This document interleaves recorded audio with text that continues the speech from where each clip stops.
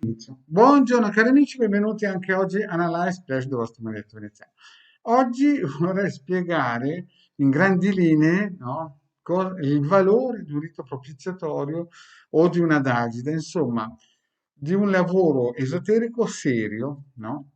Perché mi sono reso conto che molte persone viaggiando in questo canale della New Age, della serie Vogliamoci tutti bene, o questi leoni da tastiera, non hanno bene in chiaro cosa vuol dire iniziare una strategia, un meccanismo di costruzione eterico di un progetto, no? Praticamente quando si fa un rito propiziatorio si inizia a costruire nell'eterico un progetto. E come ci sono persone che studieranno per 25 anni, magari fanno un liceo, prima le scuole medie, scuole dell'obbligo, poi dopo l'università, un master, qualcosa di cui non useranno mai nella vita.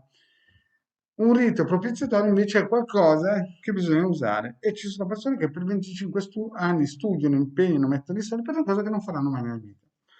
E poi vanno a cercare dei riti propiziatori che fondamentalmente bisogna essere degli architetti dell'eterico, degli ingegneri eterici, no?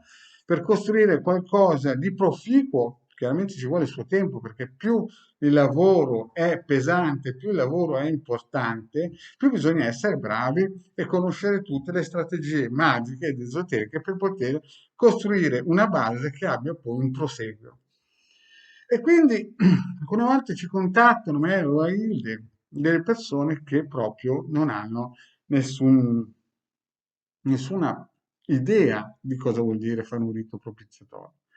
E ci sono casi che il rito propiziatorio è importantissimo. Però prima di iniziare questa live, il vostro marito veneziano vi vuole chiedere di iscrivervi al canale di Hildegard, al canale del vostro marito veneziano, di venirci a trovare nei nostri gruppi social, in cui stiamo rilanciando radionica, radiestesia, tarologia ed ermetismo, e siamo a più di 1460 amicizie. In più abbiamo un secondo gruppo, sempre su Face, che si chiama I Casti Sacerdotali. I link sono sotto qui in descrizione. Qui sopra vedete un numero, che è il numero per contattarmi tramite Telegram, per consulto a pagamento di 20 euro 45 minuti. Bene, abbiamo anche un sito che ho creato nel 2015 dove si può scaricare 20 ebook, ne hanno già scaricati 150.000 e sono degli ebook che parlano di radionica, radiestesia e anche di chirologia elettrosemana. Sono gratuiti e il vostro marito veneziano ha già regalato all'umanità più di 2 milioni di circuiti radionici, quadranti radiestesici con tanto di istruzioni. In più abbiamo una sezione shop dove si possono comprare dei riti propiziatori appunto, ma anche ad esempio questo amuleto magico dal costo di 150 euro più 20 euro, scusate, più 10 euro di spedizione. Bene, iniziamo un po' a parlare di cos'è un rito propiziatorio e praticamente della vecchia scuola, perché oggigiorno noi ci immergiamo in questo marasma dei social e entriamo in gruppi dove la fa da padrona questo nuovo stile di esoterismo buon mercé, no? Della serie mandami luci colorate, arrivo alla quinta dimensione, salto quantico a destra e a sinistra e mandami energia a destra e a sinistra. Ma questo ne ho già parlato in altri episodi. Io vorrei parlare oggi, no? Di cosa è, cosa vuol dire costruire un rito propiziatorio. Allora, quando si contatta un esoterista, spesso e volentieri la gente non sa neanche a chi sta chiamando, no? A parte Hildegard che ha più di 500-600 video, o il Marietto Veneziano che ha quasi 1500-1600 video, molti, no, si propongono, no, e non sanno neanche chi stanno chiamando, ma chi chiama il Marietto Veneziano, visto una decina di pillole, sa lo stile, no? Allora, un rito propiziatorio, prima di tutto, dovete sempre iniziare a calcolare minimo 9 mesi, no? Dal momento che si decide una strategia. Ma la strategia si decide cammin facendo. Generalmente ci sono 3, 4, tra virgolette, scelte che le persone cercano. Cuore, lavoro, benessere, abbondanza. Ecco, sono le 4 cose più richieste. I sentimenti sono la cosa più gettonata.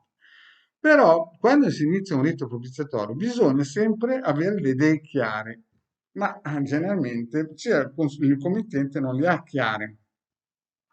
Per il semplice fatto che non sa neanche, ad esempio, l'altra persona, anche, cioè, io sto sempre parlando di una persona che è al di là della stalla, che è in senso metaforico la famiglia. È chiaro che se si parla di famiglia, allora questo è un altro discorso. Ma quando si vuole raggiungere qualcuno che è scappato, che se n'è andato, oppure lo si è conosciuto per strada, ma non si sa nulla di questa persona, è chiaro che bisogna incominciare a pianificare una strategia, minimo 9 mesi, se no non si inizia neanche, perché è chiaro che chi arriva magari da Marietto, ho visto i filmoni da Leoni di Tastiera, no? Che in 28 giorni mi promettono di camminare sull'acqua, trasformare il vino in acqua o l'acqua il vino, di risuscitare i morti, quelle cose qui. Ma queste cose qui sono da fantapolitica, non so io, chiamatela fantapolitica. Nella realtà, quando si entra nel mondo esoterico, si costruisce qualcosa a livello eterico, no? E a quel punto lì la bravura dell'esoterista è quella di mettere i mattoncini giusti al posto giusto. Quando l'operazione magica è lanciata, cascasse il mondo andrà sempre a segno. Lo ripeto, quando l'operazione magica è lanciata, cascasse il mondo andrà sempre a segno. Certo che ci può mettere il suo tempo, perché ci sono delle variabili che neanche il committente sa. Potrei elencare centinaia di esempi di momenti in cui il committente si è reso conto che aveva detto delle cose che non erano realistiche perché chi se n'era andato mi ha raccontato delle favole. Quindi dovete sempre capire che quando incominciate a costruire o avete un progetto, un'idea, no, di fare un rito propiziatorio, dovete sempre tenere presente che ci vuole il tempo. Ma la cosa più importante è che questo tempo costa. Quando si va dall'esoterista bisogna sempre tenere presente che ci sono dei costi. Per darvi un'idea, una candela, che sia una candela consacrata per l'operazione magica, ci si mette un mese a farla. Una candela, figuriamoci il resto. Il tempo e tutte queste cose. Io sto parlando di riti propiziatori di alta magia operativa. Non sto parlando di New Age, di basso livello. Io sto parlando di operazioni magiche che vivranno fino a 40-50 anni. Non sto parlando di favole da mercato o da giullare. Quindi, quando si inizia a fare un lavoro serio, bisogna tenere in conto il tempo, i costi, no? E che si vedranno i risultati anche se uno non ci crede. Questo per farvi capire che la cosa è seria.